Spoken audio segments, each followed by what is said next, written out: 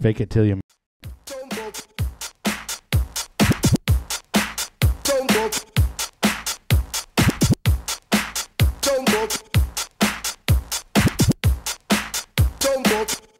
Drop the ball down.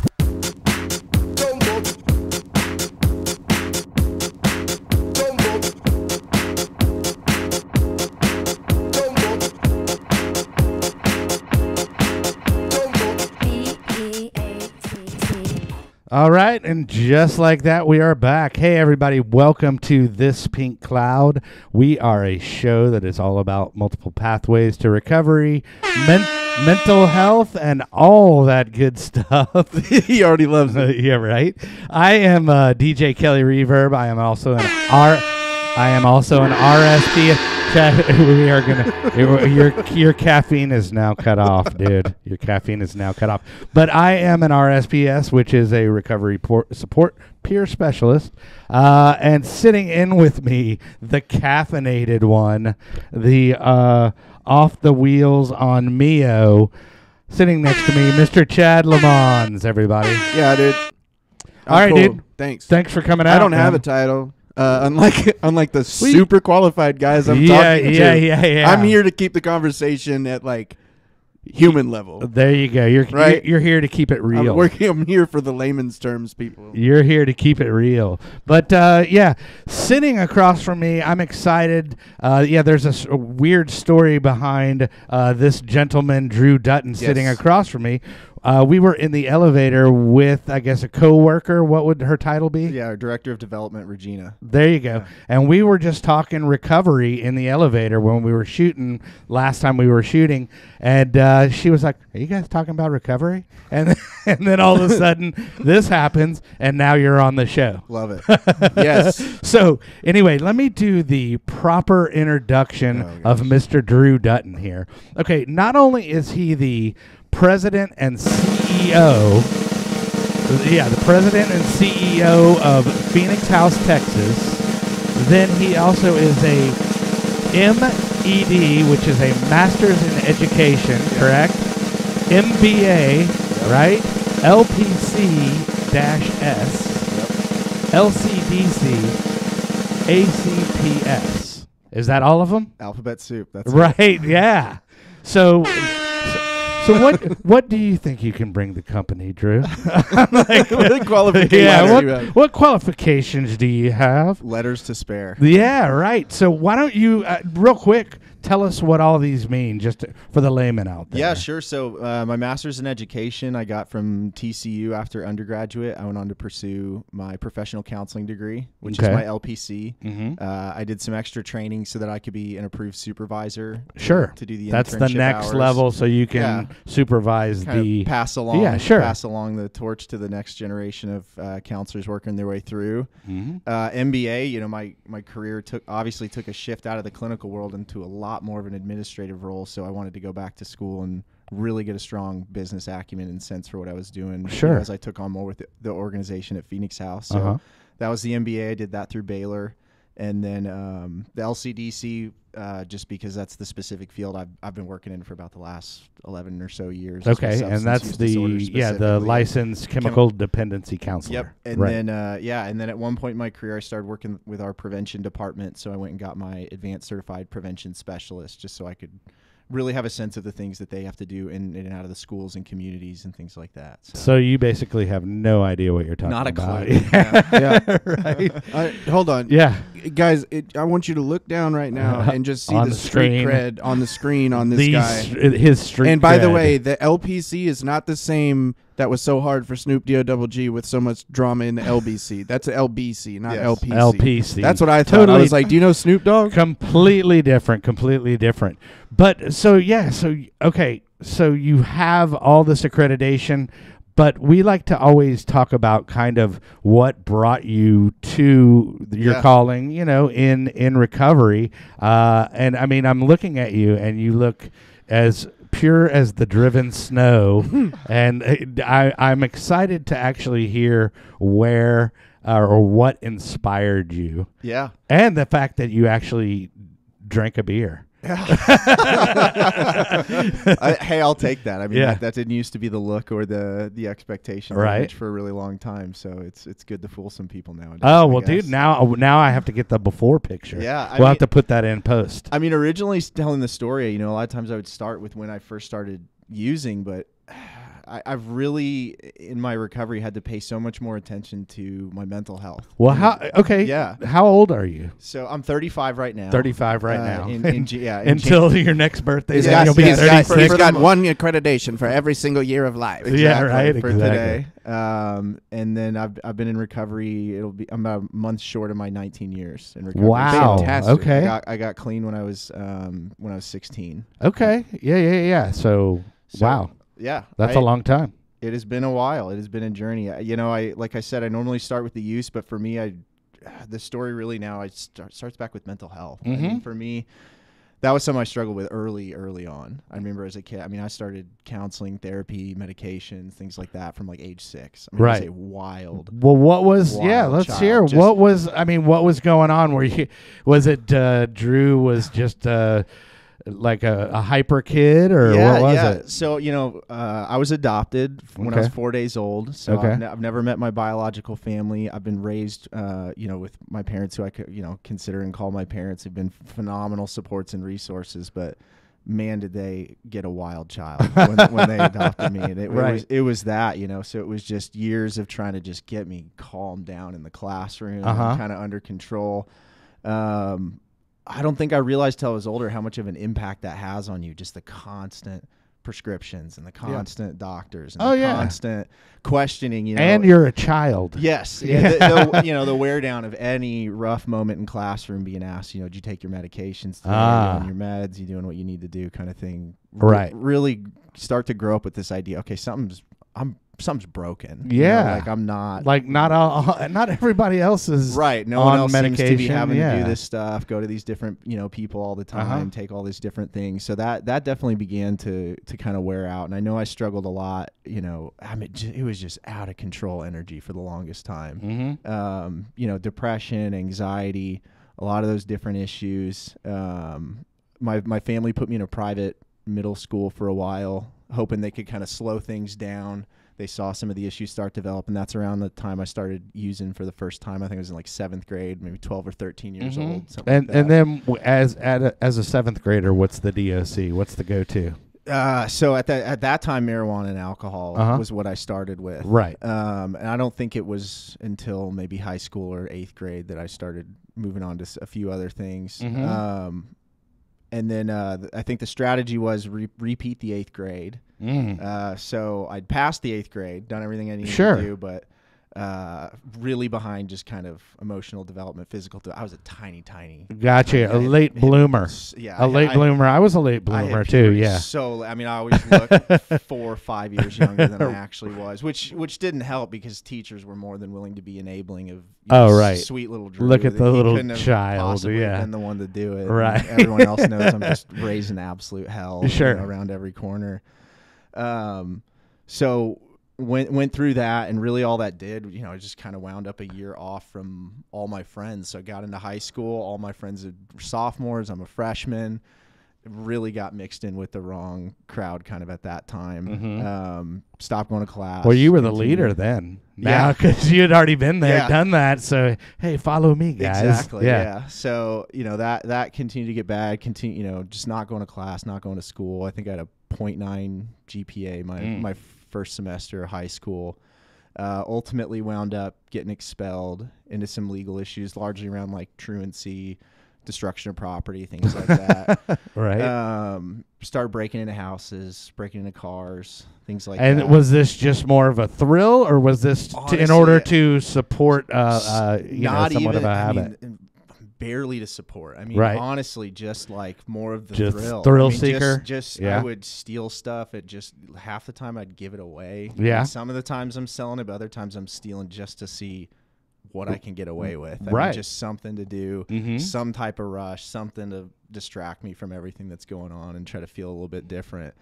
And that just, you know, continued to escalate until started getting some legal involvement. started kind of getting some things around that. You know, family's always real quick to try to bail me out, do whatever they need to do to fix things with the school, get everything set on track. Look, all you got to do is start going to class. Right. Worked everything out. Keep with it the teacher. simple for you. Here's your We've worked it out. here's you your know. here's your Yes. plan, and your trajectory should go this way. Yeah, I mean they Right. got it set up. You know, it was, they met with the police in my town. I was in a small town, Urbana, Illinois, middle of nowhere. We were the last house in town, and there's just endless cornfields forever. So I mean, there's not a whole lot to do there other than drugs. Sure. So you know, worked it out with all the Drugs teachers. and corn. Yes, drugs Yeah. and corn. That's all we got. And you know, I'm sure Jonathan Davis would love that statement I know, 10 right? years ago. Yeah, and But now he's like, hey, don't do drugs. yeah, love that corn too, though. you Yeah, know? It was yeah. for good sure. Stuff. But yeah, I mean, they got it worked. Just go to class, you'll be fine. We worked it out legally. We worked it out with the schools. We worked it out with your teachers. Just go to class. And so, but everybody Made it- everybody knew your game already. Yes, you know, yes. so they already pre-told on you. Yes, so Yeah. I made it a day. Uh-huh. You know, and then back to not going to class and all that. Uh-huh. Ended up getting picked up by the police one day. Brought back to the school. Got expelled from school. Basically, the option was, you know, I'm facing some time in juvenile detention, or if you want to send him somewhere, you know, feel free to send him Right. somewhere. So it was off to a boot camp in Georgia. Okay.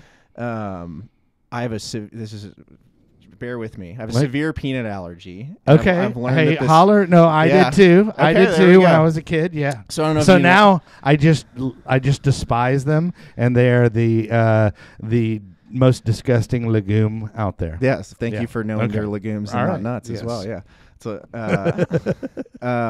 So What I is happening right now? Yeah, it's a What is a legume? It's a peanut allergy thing. Oh, Yeah. Peanuts. Are I wouldn't beans. get it. Yeah, you know? I don't have enough There's no qualifications. peanut- there's- I don't know what you guys are talking about. That's the MED is about legumes. That's where you get that. Gosh, where was I at? So Sorry. you have Oh, a yeah, off severe the boot. peanut allergy. Yeah, so what I'd learned is I was pretty good at faking the symptoms of anaphylaxis and severe peanut allergies. So I'm at boot camp, rubbing dirt in my eyes, getting them all red, shortness of breath, doing everything I can do to get picked up by EMS and taken, you know, out of the middle of nowhere in the woods off to a hospital. Okay. They're hooking you up to oxygen sensors because Sure. they're saying you can't breathe. So I had to had to hold my breath enough to actually get my oxygen levels down so that this thing still worked. Sure. Got out of boot camp. Family got really anxious about the situation. Decided to come bail me out. Came back to Illinois. Not enrolled in school. I mean that was real disaster time. Right. Finding another place for me to go. Uh-huh. At use and everything's really escalating out of control because I'm just home or out or wherever every day. Right. From that point. And forward. how old are you at this point? I want to say I'm 15. Okay. Either 15 or just turned 16. And, And then it is off to Utah to Okay. one of the, I don't know if you guys have talked with anyone about like kind of the breaking code silence programs that all I got, have like, not. exposed and all that. So like Paris Hilton, Kat Von D, like all these people started coming forward about all these horribly horrific abusive treatment centers and things that kids were going through out in Utah. So it's right. a treatment center that's part of that kind of family. Is it It's gotten broken. right? Well, I've heard actually stuff with, of course, Scientology, but yeah. right, but not affiliated. Yeah, no, Okay. not affiliated. So this basically Utah was, my understanding is they don't, you know, Texas has, you know, Health and Human Services Commission. They're really strict about making sure your patients have rights, have access to health. Sure, but in complaint, Utah, grievance lines, all that. Right. Utah was at the time, I think, It's kind of like- the Wild West. yeah, you know? it's like Barney Fife. Yeah. Like the deputy sheriff comes Yeah. out there like once every 2 weeks. If that. Yeah, Yeah. so most of the kids that were there got, you know, picked up in the middle of the night. You hire these like transport services. Two guys just come pick you up. Just clandestine stuff. Zip tie you up, throw you in the back of like a Right, makeshift dude. cop car. Like Seriously. and if you don't comply, then they have a pillowcase full of soap, and they I- start like, Based on what I heard, I right? don't think it's far from that at Right. all. I mean, and they're manhandling you all the way over to Utah. right. Put you in these treatment centers, doors lock. You're there Yeah. for the next 1 to 3 years. Oh wow. You know, there is no way to get out. There's no, you know, they limit phone calls, all that. Very physical, very hands-on, very intense kind of treatment centers. Okay. So when I went through this treatment center, it's so interesting because I left there, I went through 2 and I applied to go back and work. at this treatment center. Uh-huh. I loved it. Uh-huh. And I speak its praises all the time. And then I started talking with a colleague of mine kind of about our experiences there. And it wasn't till a few years ago that I was like, holy shit, like, that wasn't right. Like, you know, the way that the way that they did that. There But might I have mean, been some shit that went down. I yeah. really couldn't see it for the longest time, you know, because I was just so grateful to have my relationship with my family back. I was so grateful to, you know, be clean. I was so Right. grateful for all these things that I'd been given.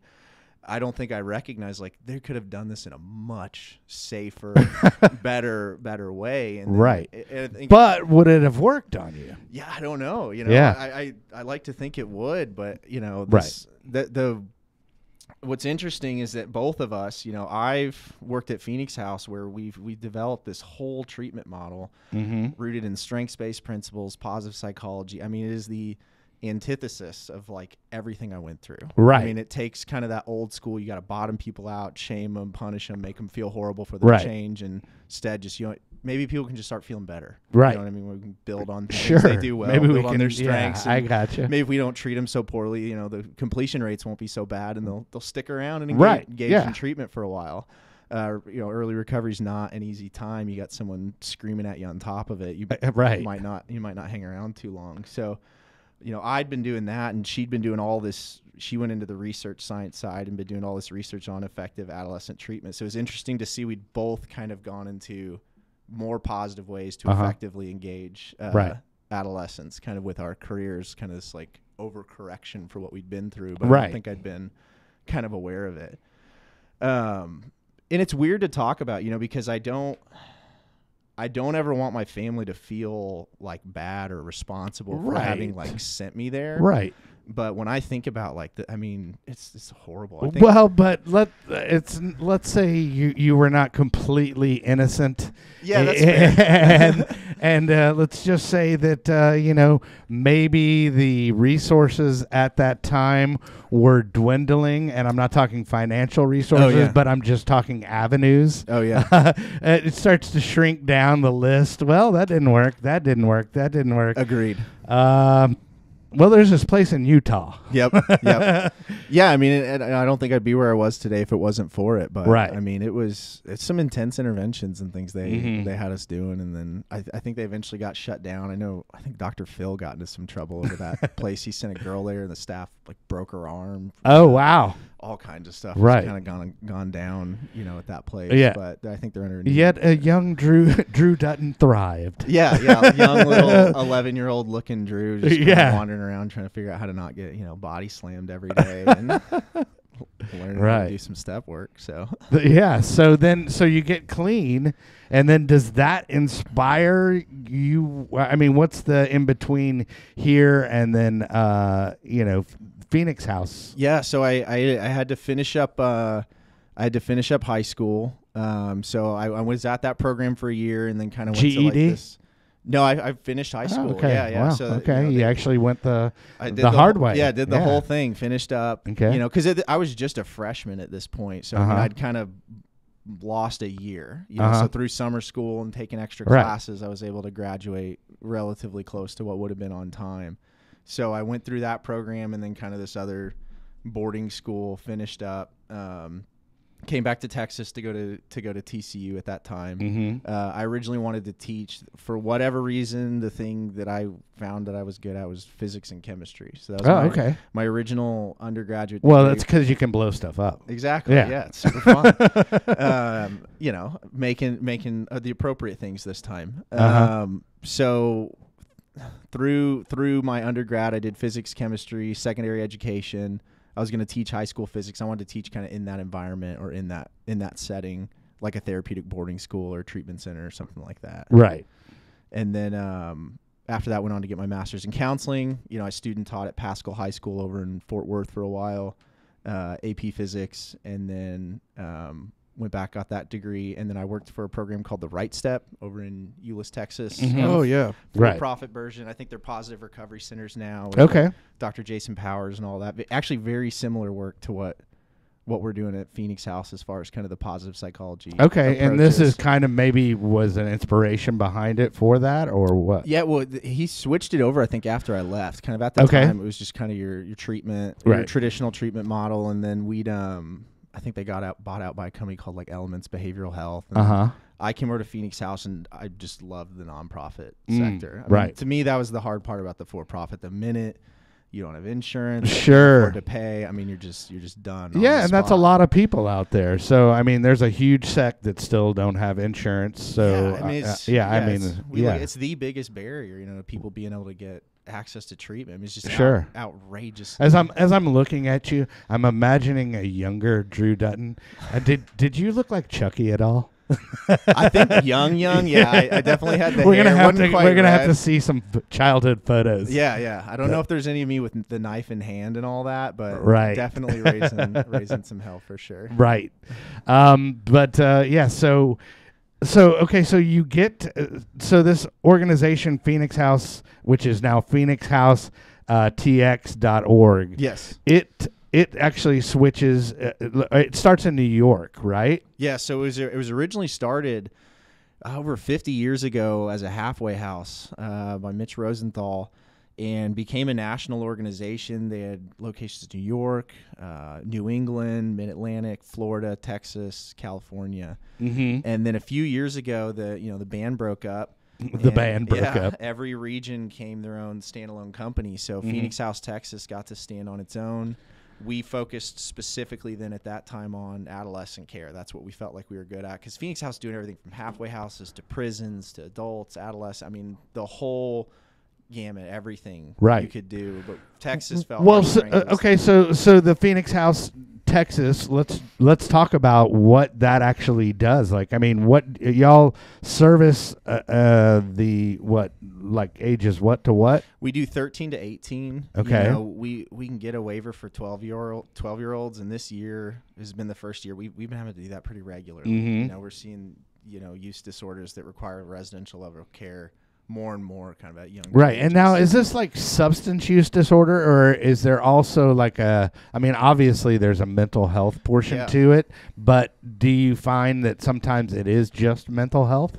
So we won't work with anyone unless they have a substance use disorder. Okay. Now, the vast majority of our patients. So go during Johnny, mental health. if you're ADHD, you're gonna have to drink a beer or two, and Exactly. no, We've got to have at least that component. You know, we've got good partners that'll do just mental health, but Uh-huh. we've found that you can't. It's really hard to just treat substance use disorders in isolation as well. I mean, Yeah.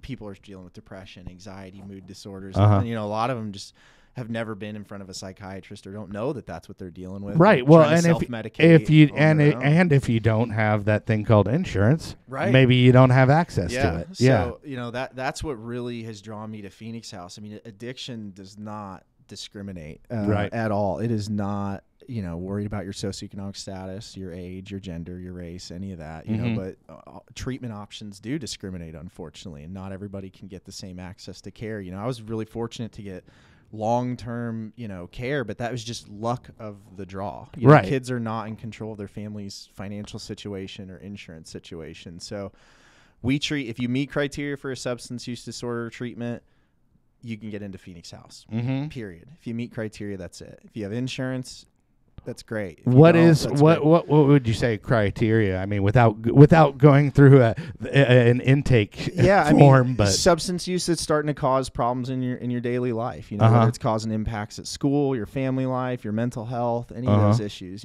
But we do prevention services out in schools, and that's at no cost to schools and communities. okay. as well. So talk about the prevention services. Yeah, so we're out in schools in Dallas, Austin, and Houston, and we're out there giving different curriculums for kids that have absolutely no, maybe minimal risk or haven't had any issues, to schools where we've identified that there's some problems already here, there's some things going on, and we're Mhm. able to adjust. We do a lot of parenting education, family education, resources.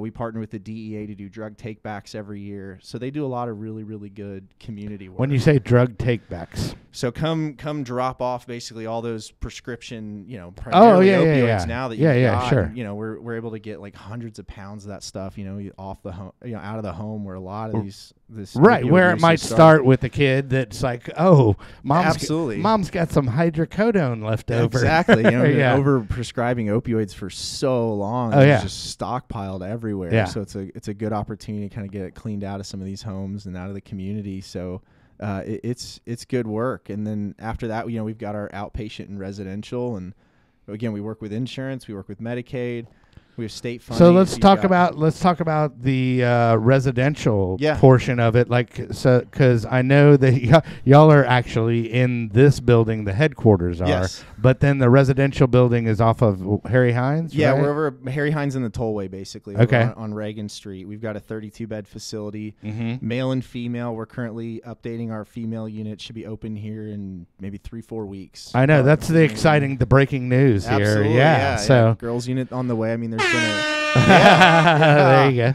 shout out to Girls Treatment. Yeah, for Yes. sure. Big, Well, because y'all were at one point just male adolescent. well, we were doing male and female, and you know the Uh-huh. big female provider in the area was Nexus Recovery. Yes. Yeah, You of know, course. and they're still doing amazing, Oh, yeah. amazing work. And you know, I've worked with Stacy over there a really long time, and they end up having to close their adolescent services during COVID, just due to all the challenges that faced, Okay. and focused on adults. So you Right. know, you know, if you don't have access to insurance, I think you got Odyssey House and us. I think that's it. Wow. You know what I mean? Well, I Otherwise- mean, as far as being a youngster. yes, if But you're- in yeah, if that you're a age group, if you're in yeah. that age group, you know, you need mental health treated alongside all that. So it's, Right. options are few and far between for kids right now in Texas. Well, I want to go ahead and give this a plug real quick. So that's Phoenix House and TX.org. Yes, so sir. Phoenix House TX.org. And then on the website, because if somebody, you know, like a parent is out there looking for help,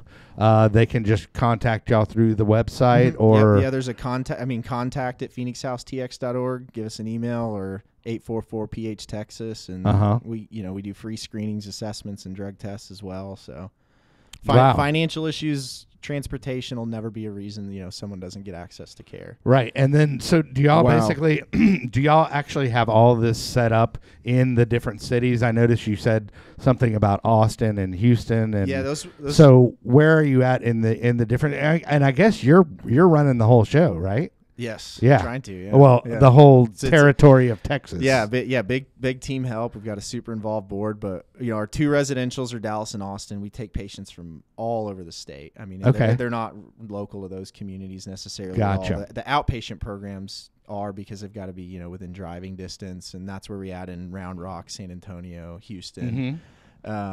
And then we do virtual outpatient as well for anyone that's just really remote and can't get into any of those locations. Right. Awesome. And then our residential programs typically around, you know, I think we do on average our completions are usually 4 months or so. Okay. So in inpatient care is 4 months. So Mhm. okay. Yeah, that's about. And then do y'all what do you do about as far as the medical detox portion of? Yeah, so we basically cover the whole spectrum of care except for detox. So we have a lot of different partners. We were right down the street from the hospital. Yeah, district, sure. So we partner with Parkland the hospitals action. and some psychiatric hospitals. and Chad things like knows that. Parkland well. Yeah, I have no idea what you're talking about. few trips. Just kidding.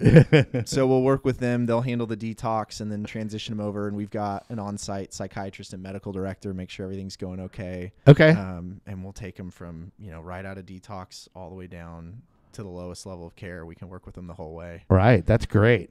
Well, here, real quick, I want to talk about that more, but we do need to get to our sponsors real quick, which is my buddy boy, Max the Axe with Lone Star Injury Attorneys. There you go. I was waiting for that. I Yeah, stopped. dude. But if you go to thispinklawyer.com, that will route you to their website, which is Lone Star Injury Attorneys. And then also they practice in California and Texas, and he will get you the maximum results. So good dude, right, Chad? Yep, he's a fantastic dude, and that's why his name is Max, because he gets the maximum. Results. And it rhymes with the axe, so Max the X maximum. there you go. So go to thispinklawyer.com for any of your personal injury needs. And then also we have neuroglow.com, which is ketamine infusion therapy. Shout out. There you go. But that is neuroglow.com, and that is neuroglow.com. They are ketamine infusion therapy. They specialize in people that are bipolar, PTSD, suicidal ideology, and then maybe just people that are not, that are treatment resistant, that are resistant to the typical pathways of treatment. It may be an answer for you. So check out Neuroglow, and they are in Flower Mound and McKinney, and that is neuroglow.com. So anyway, back to the, it's like I said that before. But so what is give me a good, like an inspirational story. So you've been on with PhoenixHouseTX.org for how long now? I'm coming up on 10 years. 10 years. So about wow. a decade with them. Yeah. So you were just out of high school and then Basically, went here, yeah. I right? mean, I started there as a counselor with an intern license. It's so insane the amount of education you crammed into a small space. It is pretty impressive. Well, thank you. Yeah. Taking all that outward energy and using it for something positive. That's what it was. Oh, dude. yeah. You're like, man, if I breeze my way through this school thing now that I can focus. Yeah, got to do something with all that That's extra awesome. energy and time. What did you find was the, as far as, I mean, besides hanging out and getting verbally abused in the desert in Utah, what did work for you, or what was that transition like in your head? Like what was it that? No, I mean, growing up, so like my dad is a literal rocket scientist. Yeah? So he's a. That's really crazy that you would have this much street cred being Dude. bred. Yeah, whatever, dude. Yeah. Well, you got to That's remember, awesome. for But a it's while not though, genetics. it was Yeah. 0.9 GPA. Yeah, not right. even doing. I was nowhere near the target. You were exploring the bottom. But Yeah. yeah. That's he's an aerospace engineer. My mom was a nurse practitioner. I don't think they ever made an A- their Yeah. entire lives. So I Sure. think there was just this felt pressure that I've got to be this Ah. extraordinarily successful person, and I was not going down that path. I just at all. became your therapist. I know. Thank you. Yeah. I need another one actually. So I remember having a family session during kind of that time and talk with my dad, and he became very emotional. I was kind of sharing that and really just talked about like I do not care what you do. I just want you to be happy, and you're not. You know what I mean? And I thought that I just had to make these great grades, and I was like, I'm never gonna be. Them. So I mean, why even try once any of you this have the stuff? bar like set this high, Yeah. then it's like, as a kid, you're just like, that's kind of lofty. So I don't know if it was the emotion of the moment. I mean, he's a very non-emotional person, but for whatever it was, it clicked. I believed him, and I really tried to figure out, okay, like what does make me happy? What do I want to do? Now that I'm allowed to do whatever it is I want. And Sure. that's when I started getting in, I was like, I'm enjoying physics. I like teaching. Maybe this is something I'd want to do. And the whole irony of it was was actually a really good student once I stopped trying to be. Right. And stopped. Yeah. Once the expectation that I had to do well went away. Uh-huh. I did great. I mean, Yeah. I did so much better in college than I ever did in high school or anything ever before. And I think it was interesting because that was the one thing I dropped was this pressure to do really, really well. I Wow. just tried to go into So it with yeah, the mindset of that's kind of crazy to think about that, but I mean, I could totally get it because it just seems like when you're down here at the starting point or you're at the start line, 26 miles seems like a Yes. long way away. yeah. And I mean, I know in treatment, I was crafty. I was finding ways to use while I was still there, even in the confines of Dude, this just crazy I was gonna lockdown, say, but dude, you were hitting those cactus out there, dude, and it was like, yeah. yeah. Yeah. No, I mean, I think for me, yeah, one where I know, okay, this is an issue. They took us to do blood work at a hospital, so I asked to go to the bathroom and saw if I climbed up on the sink, I could get to the air freshener. So climbed up on there, broke open the air freshener. Sorry, I keep hitting That's that. okay. So I could huff that. I mean, just like anything I could find in any situation. Right. It was so just like wired in. Wow. But I didn't want to stop. The one thing I finally committed, I was like, I'm done lying. I'm so tired of just the constant, like, getting caught in my bullshit, all of this stuff coming back around. That's the one thing I can do. I realized it was really hard to keep using and also tell the truth. Oh, yeah. because the things I had to be honest about were not very favorable or Yep. or fun. So that kind of came second. Uh-huh. And then I just really started to enjoy it. I was like, Right. "Man, this is a lot better." Oh, actually, yeah. now And, that I'm doing this. and I'm not killing my parents. Yes. yeah. Yeah. So, I mean, I think the combination of that, that session and that commitment to just be done lying, I think were the two really like pivotal things for me in treatment. Right. Yeah, man. Yeah, it seems like, with all your titles, you might have been a little bit resentful at a counselor in the past, and you're like, yeah, I'll show you. I'm going to be your counselor, and then Yeah. you're really screwed. Yeah. I'm going to do this right. Yes. That's awesome, dude. Appreciate that. but also, are y'all mostly grant based, or is it through? How are y'all funded? So we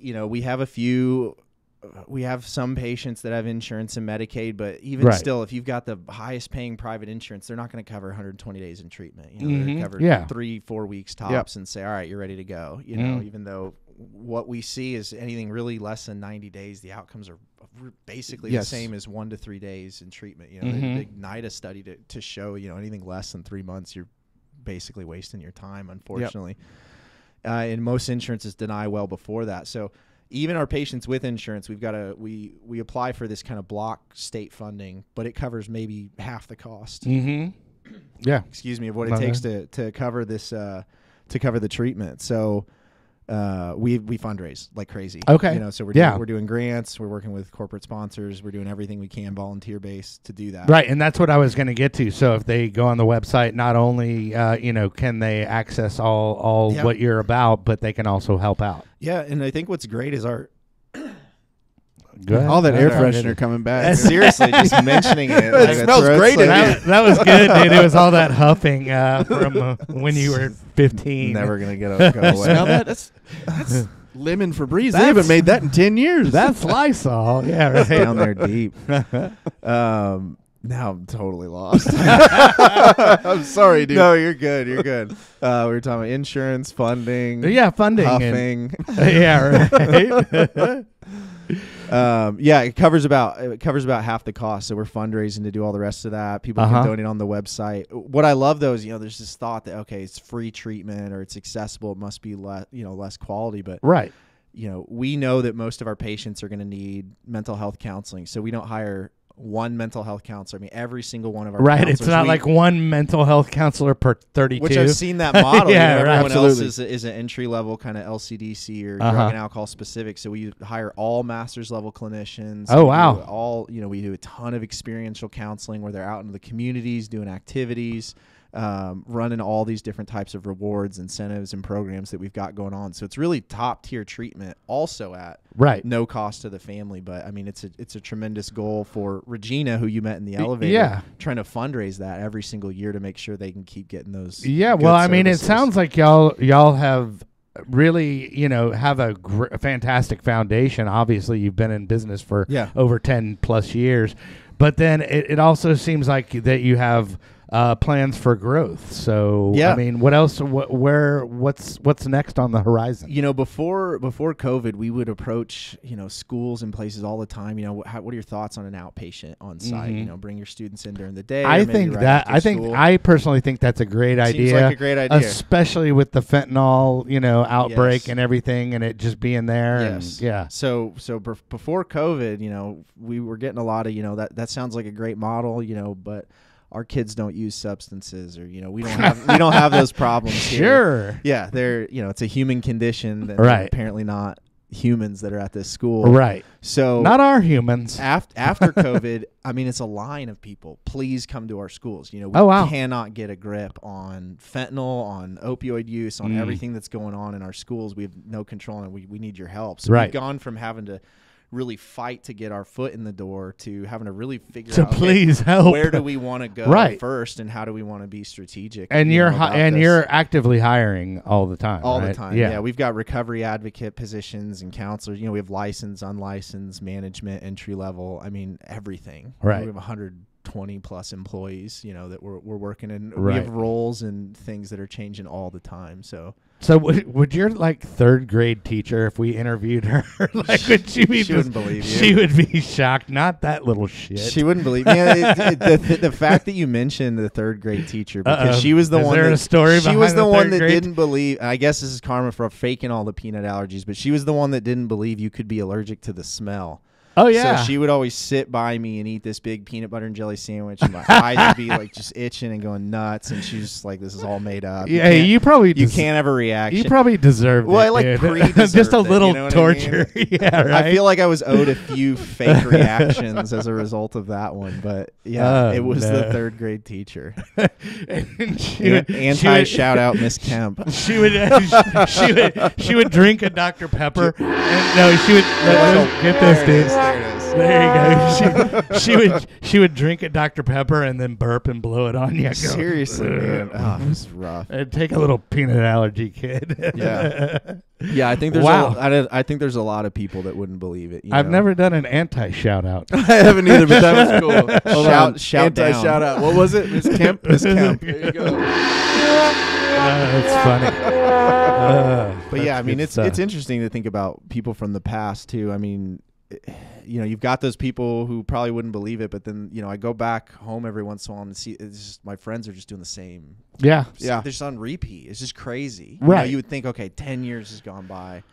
Well, 15 you said years has gone by. drugs and corn. Yeah, dude. they So, probably I named mean, something, but yeah. I mean, it's the same people that were. They're in the ethanol industry. Exactly. It's just, Shout out E85. That stuff's great for Subarus whenever you start racing. I'm just saying. So For corn does ethanol. good for not just eating, but for cars There too. you go. There we go. There we go. So, so you were saying that like a lot of your friends, when you look back or when you go back, Same thing. it's same thing, Same just party, stuck. same house, same people breaking up and getting back together. All right. A lot of them passed away. Yeah. People that Yeah. were having overdoses or having fatal overdoses. People that were on probation are doing hard time now. Yeah. Well, It's and all the same. That's people and that's the a really same that's a things. really scary part about like the fentanyl and stuff. Yeah. Is you don't even really have to have a habit, No. or a dependency on it to die. Oh no! You I know? mean, it is. No, it's you're the ones that The die more- are the ones that don't have the dependency. Yeah. But even with a tall tolerance, that's the one drug that can still get you no matter what. Yeah. Oh, I swore every time I'd get a microphone, I'd talk about fentanyl. So here we go. Well, let's Yeah. go. Let's It's do it, dude. The leading cause of death for Americans Mhm. 50 and under. Not the. Yeah. Before car accidents, before cancer, before gun violence, suicides, for a lot of those combined. Mhm. Fentanyl alone, if you're between the ages of 18 and 45, leading cause of death.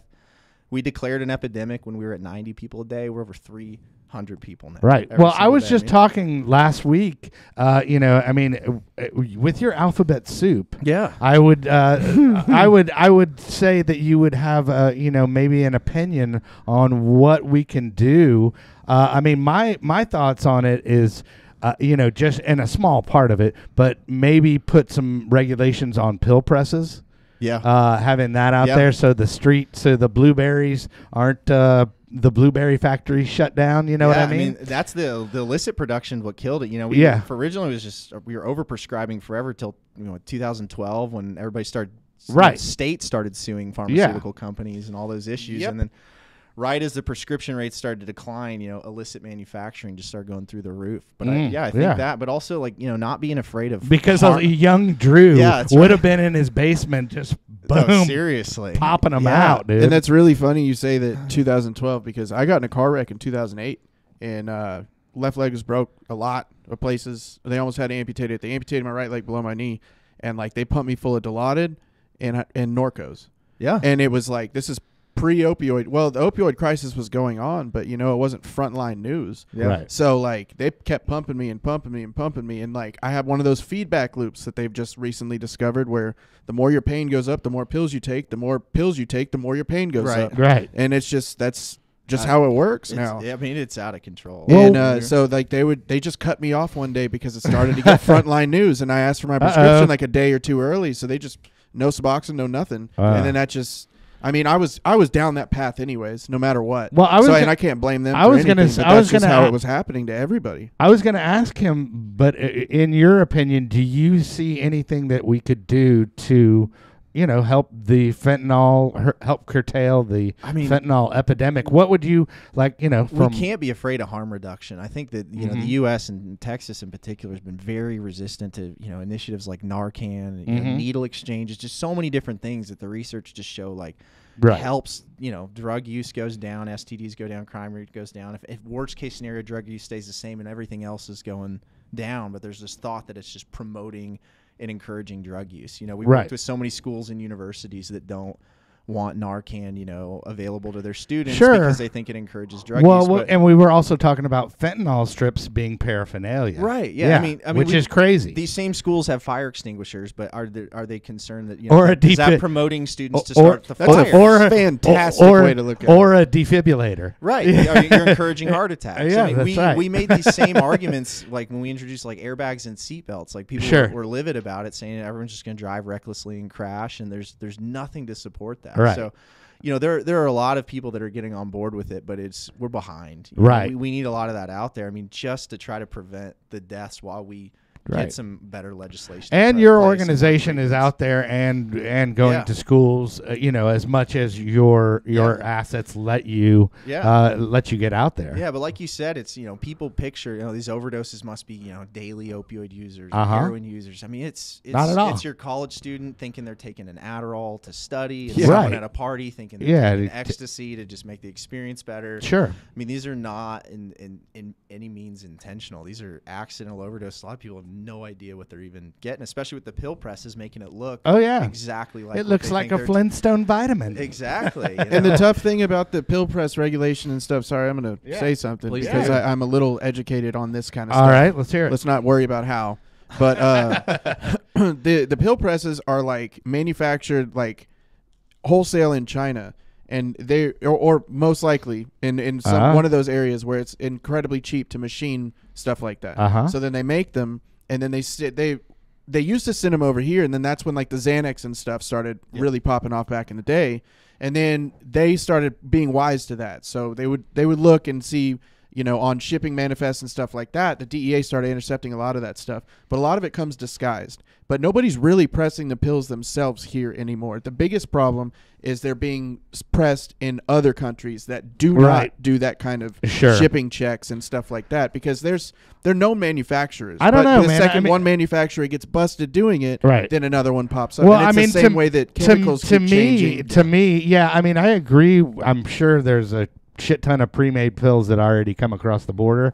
But I always thought that, I mean, an enterprising young man like Drew here, I mean, what would just keep you from making your money by pressing 500 in the basement real quick? And you did used to be able to do that, but it is incredibly tough now. They have made not legislation, but just different ways of intercepting packages and scanning things that make it incredibly hard for you to get that kind of stuff here. Now, does it happen? Absolutely. Yeah. Right. Well, I noticed that because I actually went online and looked that you could order a pill press, and you could order it and it could be to my house overnight. So then all I need to do is just find the connect on fentanyl and maybe some rat poison. And cross your fingers it's mixed well. Yeah, right. When you're dealing with something that potent, I mean, you're making these big batches. However many of them are going to be fatal, how many are going to have none of it in it at all. Right. Yeah. And it's just kind of all or nothing. Right. And I guarantee you the chemist behind that does not give two shits. No, not at all. And they're being paid worse than they would for it's just a mess. Like the way that whole cartel and that whole business works. Those people that are making those drugs aren't making nothing.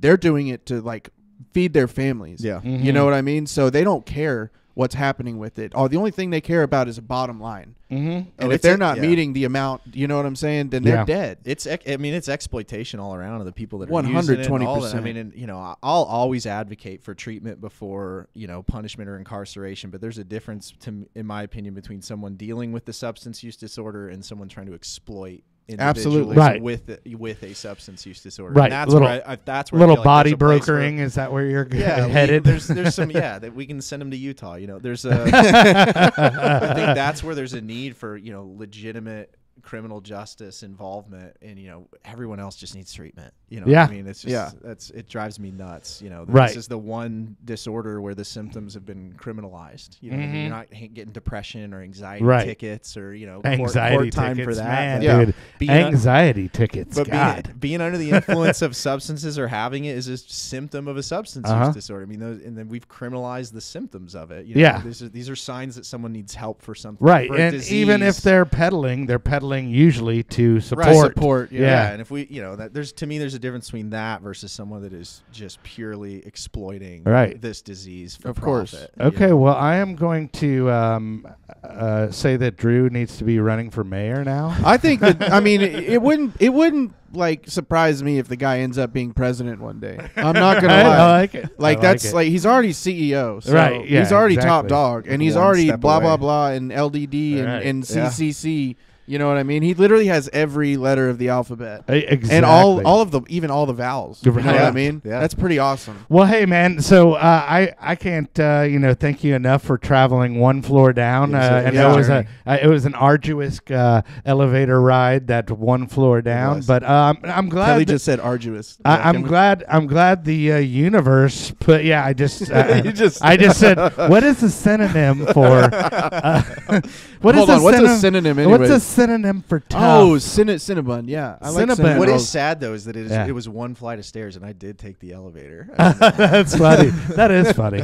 That is funny. But I love it how the universe, like I always say, like there's bigger, things in play here that we randomly ran into Regina on the elevator, and then now you're on the show. I love it. Absolutely. Every single Thank thing in y'all. all of our lives had to happen the way it happened, when it happened, for us to end up right here in this moment. It's great. There And that's we the go. coolest thing ever. Well, let's go ahead and give the PhoenixHouseTX.org another plug. So, do you have any kind of fundraising drives that people can get behind coming up in the near future? The best thing to do is go onto our website and get plugged in there. We've got a portal where people can go and donate, and then they can reach out through contact. We've got so many different ways people can get involved. Some people may want to give financially. Some people may want to come volunteer, spend some time with the kids, help clean up the campus. So Okay. I definitely don't want to encourage or discourage all different types of support. Right. We welcome it all. So just reach out and get in touch with us through there, and That is we'll fantastic. connect you with Well, the right I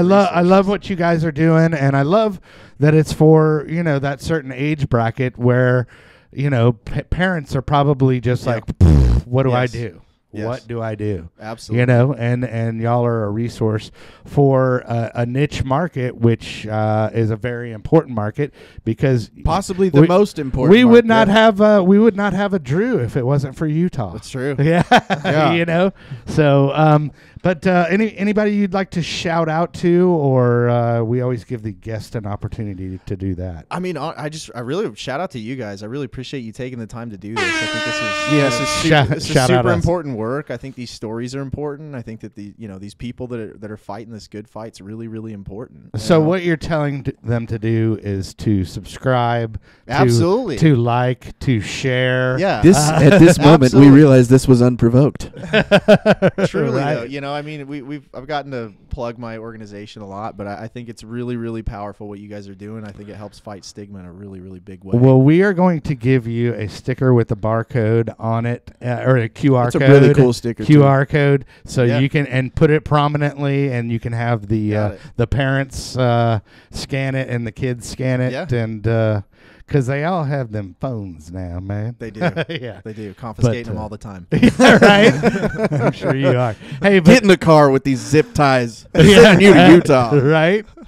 I love it.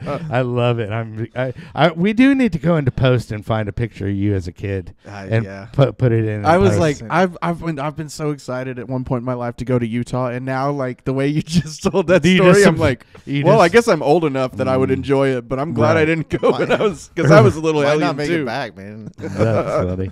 But yeah, man, thanks again for coming out, and I'm y'all. glad the universe put us together. Yes. So anyway, next week we have a good friend of mine, the queen of the scene, I like to call her. Her name is Lisa Liu, and she's actually a cancer survivor, and and a sober enthusiast and a sober individual from a lot of things. So she's got a great story, so be sure and tune in next week. Also subscribe, and remember, kids, there is no magic pill for sobriety, because if there was, we would all take too many.